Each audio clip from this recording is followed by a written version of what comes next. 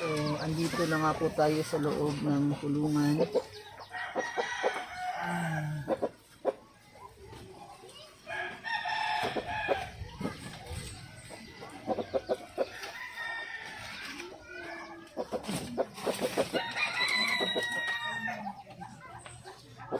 Ilalagay na po natin yung itlog dito pa isa-isa. So, tingnan po natin kung ano yung reaksyon ng inahin natin, no? Okay? So, bale, ito po kasi yung ginagawa ng mga ibang breeders din, no? Ginaya lang po natin kung effective ba. So, batay naman po sa mga experience nila, napipisa naman po. Minsan, hindi siya 100%. Minsan po is, 100% din. But ngayon po, out of curiosity, i-try po natin na isama yung mga itlog ng heritage chicken natin at saka native. So ito po, 6 po na itlog sa native natin at saka 10 po sa natin, sa heritage, no? So tingnan po natin, pag nakita na po niyang madami na po yung itlog, magsimula na nga ba po siyang maglimlim, no? Okay, so kung continue pa din po siyang mangitlog, is pag dadating po yung time na magsimula na siyang maglimlim, is babawasan po natin yung itlog niya para makaya niya pong limliman lahat. Okay, so ilipat na po natin. Okay, dalawa muna. Okay, ito.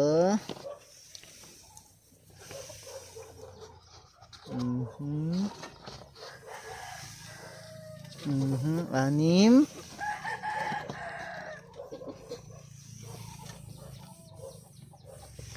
Walo. 10. Okay. So, tingnan po natin kung anong mangyayari dito pagkatapos na ilagay po natin yung mga itlog. Isali po natin yung mga itlog ng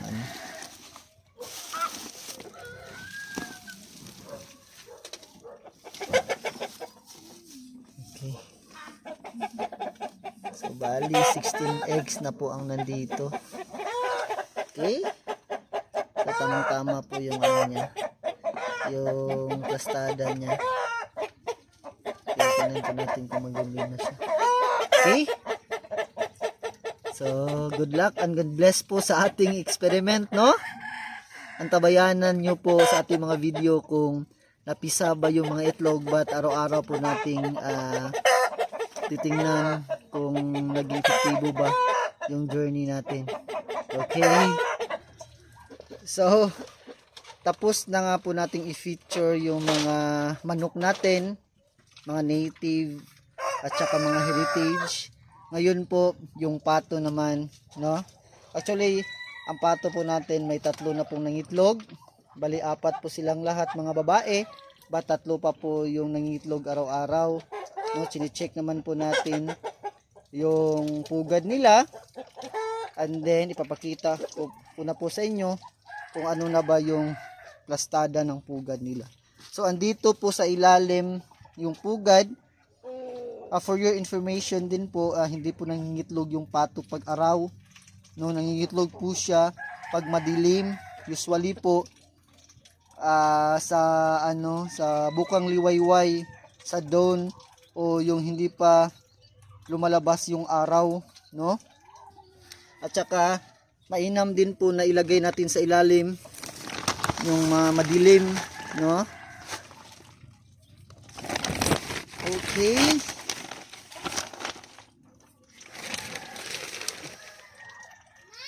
So, ito po yung unang pugad niya. May 8 itlog po tayo dito. Okay. 8 itlog po, no? So, may nilagay din po tayong puga dito. Actually, yung 3 pato po natin is dito lang po sila nangingitlog. So bali 16 eggs po ang andito, no? Kaso napaisip-isip ko na ano, baka dumami na po yung itlog at saka may maglimlim, may maunang maglimlim. Paano na po, ano na po mangyayari ng mga ibang pato na nangingitlog pa po. So ito, ang ginawa ko is naglagay ako dito ng isang paitlugan niya, pugan niya, at saka hinati ko po sa 8, no? Yung mga itlog. So 8 eggs po ang andito, at saka 8 eggs din po ang andito. So sana hoping po tayo na mabaling po yung atensyon ng mga ibang pato dito, no? At hindi lang po dito sa kabila, no? So yung past experience ko is kung saan po sila nangitlog, hindi po sila lumilipat. Pero ito po, so baka lilipat sila kasi po malapit lang naman, at saka plastada naman po yung pugad natin dito, madilim din po nasa ilalim, no? So antabayanan din po kung ano din po yung mangyayari sa journey ng pangingitlog ng mga pato natin. Okay? Para po dumami na po sila, no? So bale, pangalawang try na po natin na mag-breed ng pato. Yung una successful naman po. May shampoo tayo na na mga napisa. Ito na po sila. Sila naman po yung nangingitlog, no? Okay.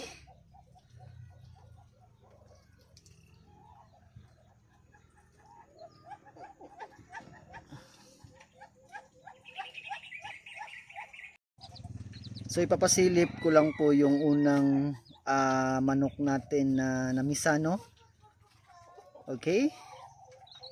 So ito po yung nauna, puting-puti. So andito po yung ano niya, yung mga sisiw niya sa ilalim. Tingnan po natin.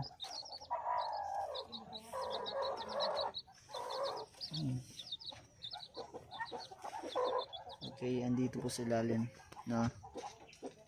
Okay.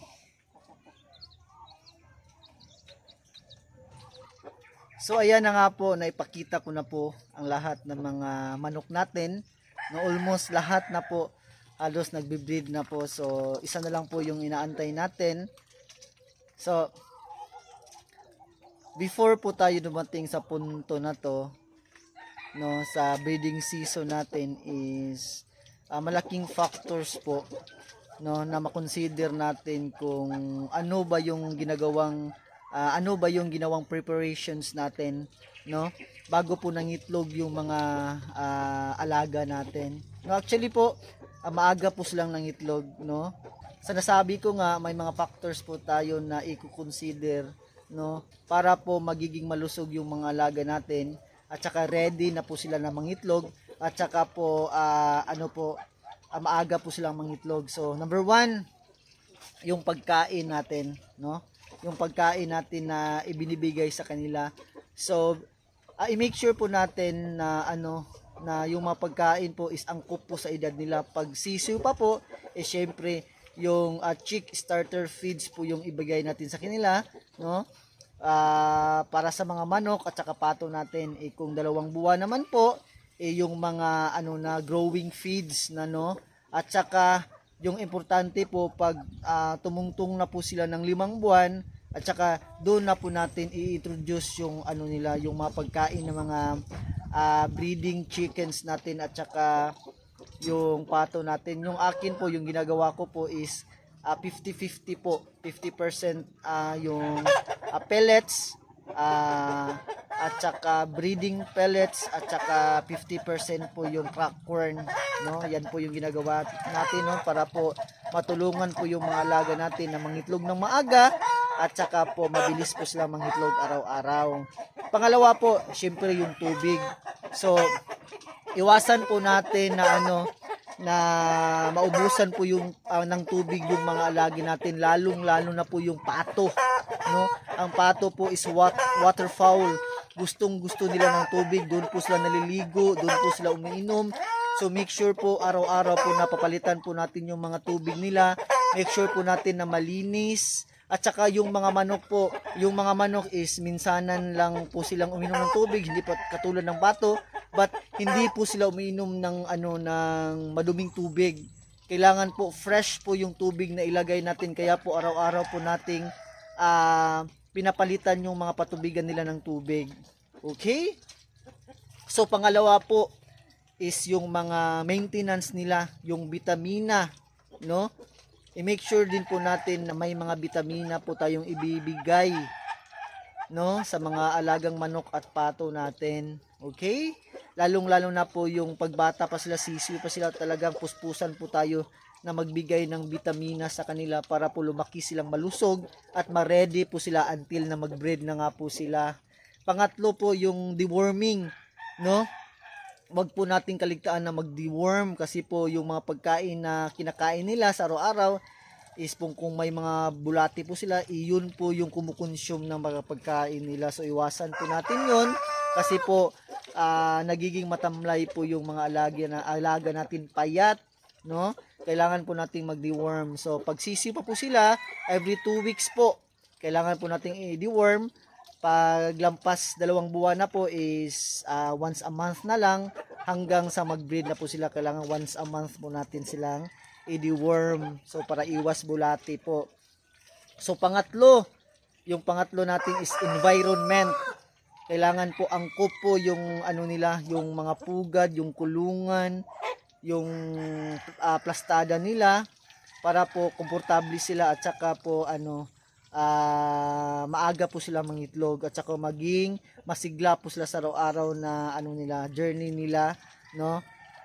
So kailangan po na malinis po yung paligid natin, malayo po sa mga predators, yung mga aso, yung mga pusa, yung mga daga. So kailangan po malayo sila doon, free po sila sa lahat ng yon para po wala pong disturbo sa paglaki nila, no? At saka po pang-apat is yung kondisyon ng pugad nila. Kailangan po na komportable sila sa pugad nila. Lagyan po natin mga dayami o di kaya mga tuyong katawan ng saging, dahon ng saging. So yun po yung mga paborito nila, yung mga tuyong dahon. So kailangan din po na hindi po ito nababasa at saka kailangan din po na madilim, no? Sa pato kailangan madilim din po at saka sa manok, no, kailangan po nila na walang disturbo pag nangingitlog po sila.